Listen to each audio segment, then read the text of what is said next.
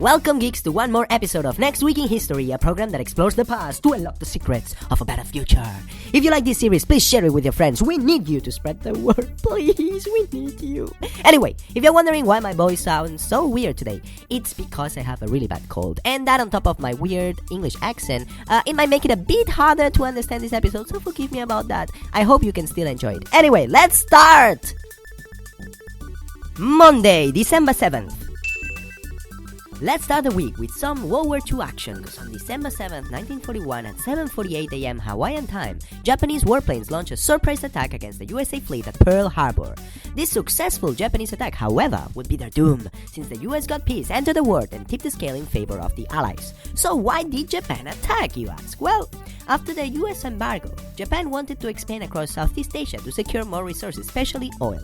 So the surprise attack was meant to cripple the US so they could do nothing to stop them.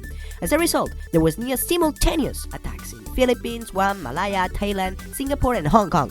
However, the Japanese had miscalculated, and the US was able to recover and repair most of the battleships sunk, returning them to service and fighting in the war. Now, some writers have suggested that this was not a surprise attack. The US and British governments might have been aware in advance and may have let it happen with the aim of bringing America into war. Ooh. December 7th also marks a big day for all lazy cooks around the world, because on that day in 1945, the microwave oven was patented. Percy LeVaron Spencer, an 8th grade dropout and electronic wizard, accidentally discovered that microwaves would also heat food while working on a radar machine that used microwave radiation. He was carrying a chocolate bar in his pocket, and when he went to take a bite, shit! It was completely melted and his shirt was ruined. So after the war, he invented the first microwave oven, and the first commercial unit was almost 6 feet tall, weighed 340 kilograms, and cost about $5,000, which is about $53,000 of today's money. So what was the first food he cooked on such an expensive machine? Popcorn. Okay, what about the second one? An egg, which exploded in his face. Shit! Who would buy this? This is such a tough sell. Anyway, in the 80s, the microwave rapidly grew in popularity thanks to much lower prices, and now they are an essential kitchen appliance in many countries around the world. Tuesday, December 8th. December 8th is a sad day in music history. On that day in 1980, Mark David Chapman, a crazy schizophrenic fan, shot and killed Beatles co-founder and longtime anti-war activist John Lennon in New York, just outside his apartment building.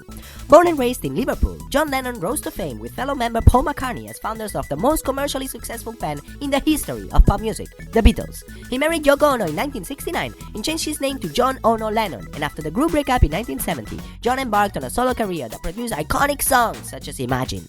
John Lennon became a symbol of counterculture, and his murder triggered an outpouring of grief around the world on an unprecedented scale. At least 3 Beatles fans committed suicide after the murder, and on December 14, 1980, millions of people around the world paused for 10 minutes of silence to remember Lennon. For those 10 minutes, every single radio station in New York City went off the air. Wednesday, December 9th. December 9th marks a great day in the history of humanity. On this day in 1979, the eradication of smallpox was certified, marking the first eradication of any human disease ever. You might think smallpox is similar to chickenpox, but that would be like comparing a simple cold with Ebola. Was it that bad? Hell yeah! In the 20th century alone, smallpox claimed between 300 to 500 million lives. Smallpox killed rich and poor alike. In fact, the first trace of smallpox has been found on the mummified body of Pharaoh Ramses V of Egypt, and just in the 18th century, it killed 5 different kings, changing the course of history. Of all those infected, 20 to 60% died from the disease. Presidents George Washington, Andrew Jackson, and Abraham Lincoln, and Soviet leader Joseph Stalin all contracted and recovered from the disease. However, survivors were often left blind, deformed, and scarred for life. In fact, if you're a Game of Thrones fan, you might know about grayscale, a deadly illness that is partially inspired by smallpox. Now, smallpox has been eradicated, but the US and Russia refuse to kill the virus stock they have. And I ask, why would they want to keep such a powerful killer virus alive? Scary. Thursday, December 10th. December 10th is a day that should unite humanity, since it marks the adoption in 1948 of the Universal Declaration on Human Rights and is annually celebrated as Human Rights Day. This declaration is perhaps the most influential document of the 20th century, and in fact is the world's most translated document according to the Guinness Book of Records. It sets out, for the first time, fundamental rights to be universally protected. It defines the principles of dignity, liberty, equality, and brotherhood of all men, and sets freedoms such as the freedom of movement, freedom of religion, and speech. Actually, would those rights apply also to aliens? Well, that was one of the topics on James Cameron blockbuster Avatar that coincidentally was also released on this day in 2009. The movie went on to become the highest grossing film in history and marveled the world with immersive computer-generated images that brought the world of Pandora and the Na'vi to life.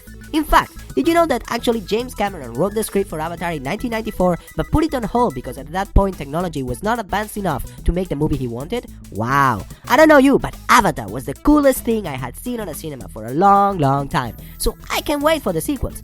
But hey, don't buy the popcorn yet. The first one is scheduled for December 2017. Shit.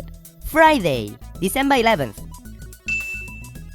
December 11 marks a big day for the power of love. Since on that day in 1936, King Edward VIII became the first English monarch ever to voluntarily abdicate the throne.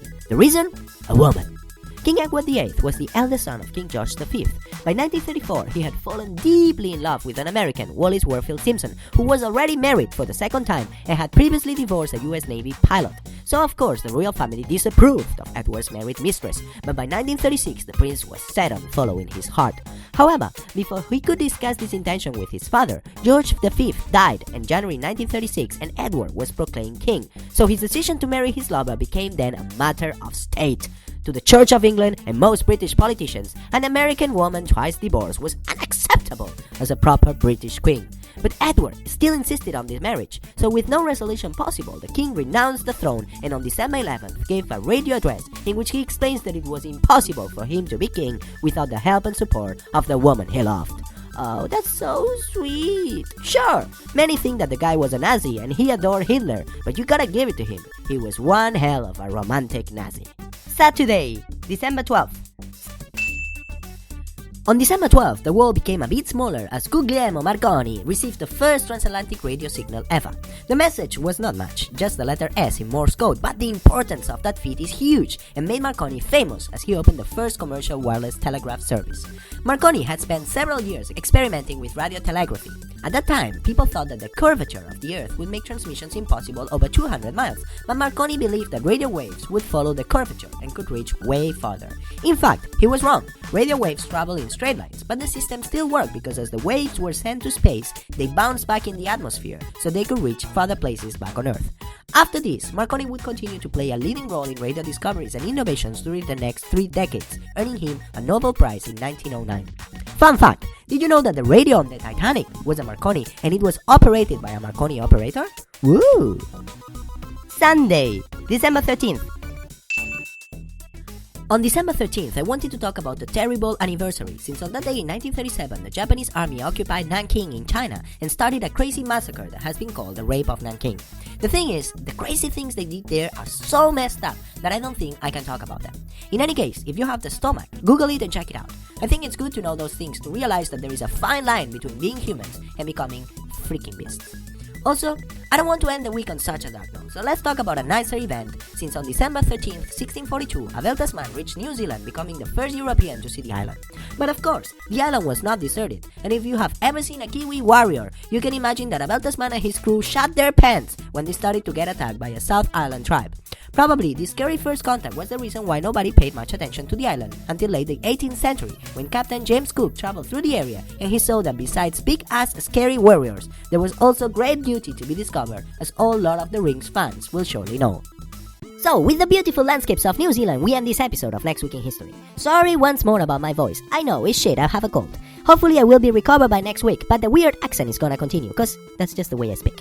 Anyway, thanks for watching guys, hope you like it. Please share the video with your friends on Tumblr, Reddit, Facebook, seriously, all the help we can get to get this thing growing is welcome. You are our army! Thanks again and always remember, with coconuts, be happy, have fun, and let's go nuts. See you next time, geeks!